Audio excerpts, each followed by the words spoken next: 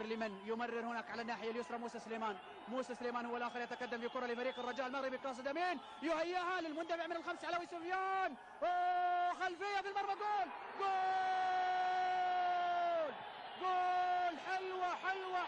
حلوة هدف جميل لفريق الرجاء المغربي. واحدة من اليسار، أخرى من اليمين، ثالثة تأتي هنا، خلفية لفريق الرجاء. روعة كبيرة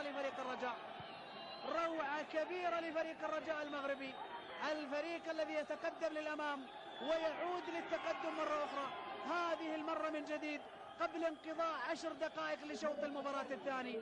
المباراة يتكرر فيها سيناريو الشوط الأول، يحدث ذلك من خلال هذه الخلفية رائعة بالفعل مميزة. تابعوا الكرة، خلفية متقنة تماما ومباشرة إلى داخل الشباك. هروش نور الدين، روعة كبيرة من خلال خلفية، وهناك على اليسار وهدف للتقدم من جديد. لاعب فريق الرجاء المغربي هروش نور الدين إذن يصل إلى الشباك، ينجح